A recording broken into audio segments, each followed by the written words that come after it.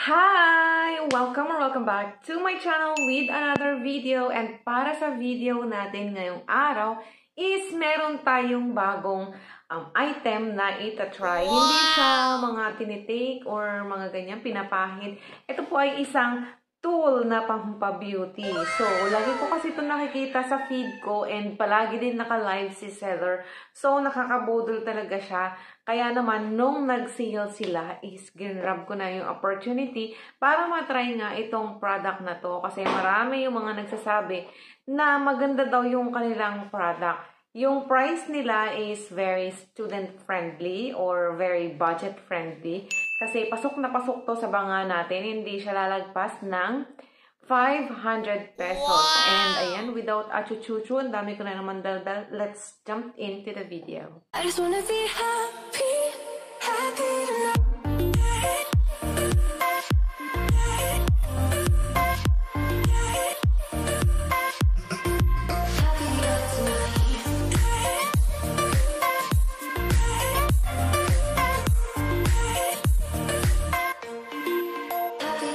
Excited ka na ba? Kasi ako, excited na rin akong i-share ito sa inyo and hindi ko nga siya magamit-gamit kasi gusto ko bago ko to gamitin is, ayun, kasama ko kayo sa first paggamit natin ng product na to. So, eto na siya. Tada! Na-receive ko na siya.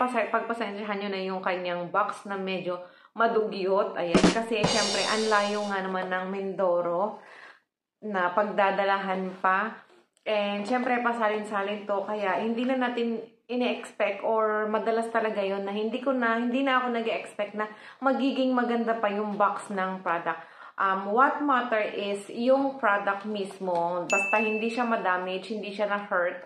Ayun, okay ako doon. Basta goods yung product, working yung product, okay. So, gusto ko kasi na yung mga nabibili natin, ng mga gamit natin, is pwede natin siyang i-multitask. Ayan, pwede natin siyang gamitin for this and for that. Hindi lang yung iisa lamang yung pwede natin siyang paggamitan. Gusto ko marami siyang pwedeng paggamitan. So, nung nakita ko nga itong hair tool na to, sabi ko, pwede itong pang curl din, straight and curl na siya. So, hindi ko na kailangan bumili pa ng pang-curl kasi hindi naman ako masyado talaga nagka-curl. Though gusto kong curly yung hair ko, pero yung, alam nyo yun, sobrang kasi time-consuming, di ba? So, mas madalas talaga na straight lang yung hair ko. Ganyan-ganyan lang ng konti kung kailangan lang nating i-retouch para mas maging straighter siya or para mas maayos siyang tignan. Ayun, hindi siya nakaka-consume ng maraming time kaysa dun sa pag-curl. But, syempre, gusto din nating mag-curl minsan pag may mga special occasions, mga events, di ba? Ganun. So, sa box nito is, ayan, mayroon siya nakalagay na QR code and yung mga number ng product, ganun. And, ayan nga yung product. Simple lang naman yung nakaano dito, yung, ayan. Simple lang yung nakalagay dito sa product. Ayan, yung brand niya is Hodek. Ayan, very mura yung mga tinda ng ng brand na to. So, ito yung mismong product. And yung color nito is dalawa. Meron siyang, ayan, very elegant na pink. Parang malapit na siya sa mag-rose gold, diba?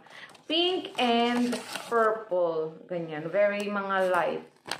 And rose gold nga naman itong garni niya. Rose gold ba? I don't know. Nadodokling na ako. Ganyan siya pagka nakasarado pa. And ito, meron siya ditong parang taas-baba na ibababa natin para siya ay magbukas. Oops. Yun.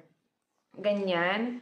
Ito naman yung kanyang on and off. Ayan. So, ceramic plate siya. And sabi, hindi daw siya nakakasunog o nakakasira ng buhok. But parang namomoisturize niya pa. And very malambot daw yung hair natin when we use this sa ating hair lalo. Ayan. So, let's try it. Kung ano ba yung magiging itsura ng hair natin after natin na gumamit nito. And one more thing pa pala. So, diba, pang straight natin siya, ganyan. Pwede natin siyang hawakan dito kasi hindi siya umiinit.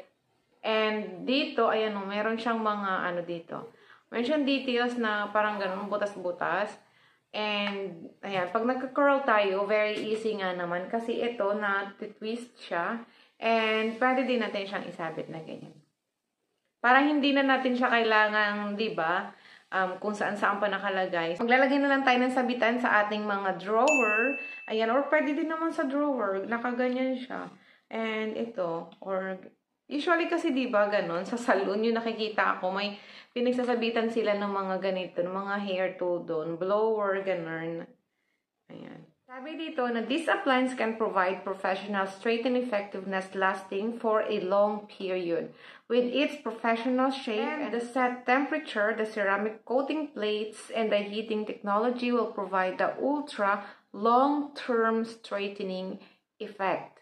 The adjustable temperature feature makes the appliance more unique, which can acquire optimal effect for every customer. So, nakalagay din dito yung kanyang instruction kung paano natin siya gagamitin. So, ito po, ang working voltage niya is 220 to 240 volts and the average power is 34 watts. Ayan. So, i-check natin yung ating main voltage o yung sa mga saksakan natin. Kung pareho ba sila bago natin siya isaksak doon or kung hindi naman, so gagamit tayo ng ibang yung saksakan, ano bang tawag doon? Extension ba ang tawag doon? Para hindi masira itong ating unit kung mas higher pa siya sa 220 or 240 volts. Nalagay din dito na once daw na ito ay naka-plug in and hindi siya nagamit. So, halimbawa, tinurn on natin siya. So, halimbawa, ito is naka-plug in and naka-turned on siya. Pero hindi natin siya nagamit ng 1 hour, mamamatay siya ng kusa, mag-automatic siya na mag-o-off. So, hindi ko alam kung paano yun. Automatic ba na mag-ganon o mag-ganon? Kalima, ginamit natin siya and then sobrang excited natin sa isang event natin. Nakalimutan natin siyang tanggalin sa saksakan and naka-on pa siya. So, very safe na ayun, nakalagay dito na after an hour or pagka na-detect ng product na to na 1 hour is wala pang gumagamit sa kanya, is mag-automatic siya na mag-o-off. Wow! And yung wire niya, I think this one is for parang 2 meters lang, 2 yards, ganon. Let's see. And, syempre, bago uli natin itago tong product, after natin siya nagamitin, is intayin natin siya na lumamig bago natin itago. So, ayan. And, ayan, mga 2 meter nga to. So, ganun lang. Syempre, pag may mga kasama tayong mga kids is, ayan, wag nating ipapatouch sa kanila ito. Kasi, baka mamaya is mapaso sila or lalong-lalo na to, naku po. Nakakapaso yan.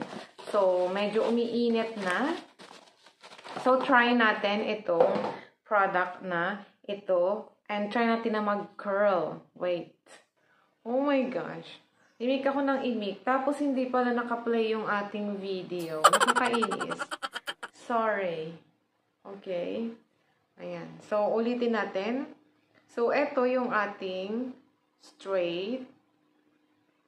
Very smooth lang siya. Ang ganda niya. Hindi siya nabunot. Ouch. Yan, o. Yan, o. Yan, o. Ang ganda niya. Hindi siya nakakasabay. And ito naman yung i-curl natin. Yung in-straight natin kanina.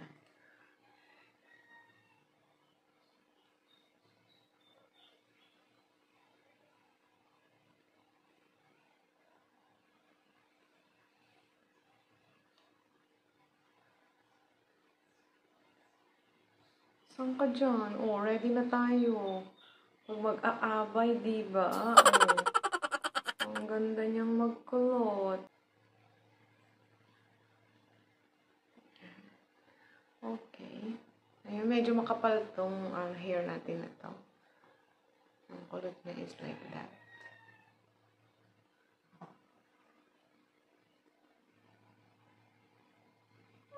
So, tatapusin ko muna yung pagka-curl ng buhok natin bago ko kayo babalikan. And, titignan natin kung gaano ba magtatagal yung curl natin. Tadaan! And now we are back with our pa-curly hair. So, ayan yung curl niya.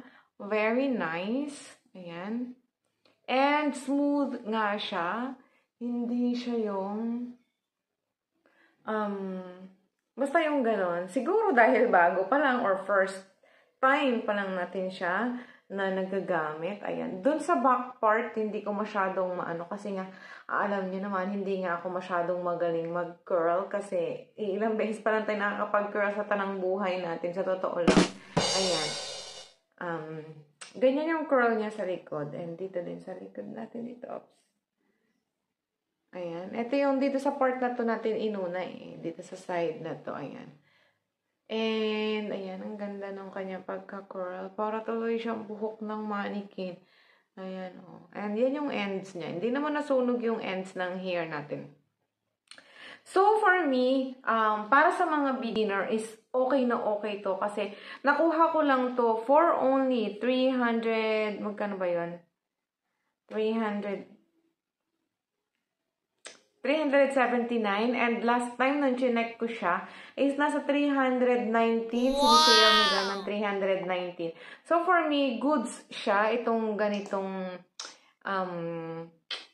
itong Hodek straight and curl na iron nila. Maganda and madali siyang gamitin. Hindi siya complicated na gamitin. So, kung gusto mo straight lang, bahala ka. Kung gusto mo naman mag-curl, yes, pwede. And kung gusto mo naman ng yung medyo may pakaunting wave dyan, ayan, ganyan lang ng konti sa mga dulo-dulo, yes, very, very useful siya. Pero pag halimbawa, yung ganito kahaba na hair ko, syempre medyo nahirapan ako kasi ang gusto kong i-achieve is hanggang dito yung pagka-curl niya. So, kita ninyo yan, ayan. Yung medyo tinaasan ko, hindi lang siya yung dun sa dulo, di ba? Hindi lang siya dun sa dulo yung curl ko. Parang half nga ng hair ko yung na-curl, pero gusto ko sana is yung medyo mataas. But, siguro yung egg roll is mas, mas maganda kasi ipit-ipit lang tayo dun eh. And, ito, yun sila, meron din silang egg roll, ayan. And ito po is, very useful, ayan. Kung gusto lang natin ng may pakaunting hairstyle sa buhok and kung naghahanap ka ng hair tool na pwede mo magamit for straight and for pang curl ng hair, ayan, eto na yung product na hinahanap mo. Yung link po is ilalagay ko na lang sa ating description box. And syempre, kung isa kayo sa mga user o nakagamit na nito, meron ba kayo na experience na hindi maganda dito? Sumabog ba siya habang ginagamit ninyo? Which I wish na wag mangyari sa akin. So, ayan. So, for me, for now, is good and recommendable ko siya. Maganda. 30 minutes na naman tayo ng after ng pag-curl natin and parang wala pa rin namang nababago. Ganun pa din. Wala akong nilagay na anything na oil or whatsoever para pampatagal sa curl natin. For sure, mas magagamit ko to talaga sa pag-i-straight ng buhok kasi dun ako mas sanay kaysa sa pag-curl ng hair natin. So, there you have it yung ating review dito kay Hodek na straight and curl iron. Stay beautiful and kita-kits on our next video. Bye-bye!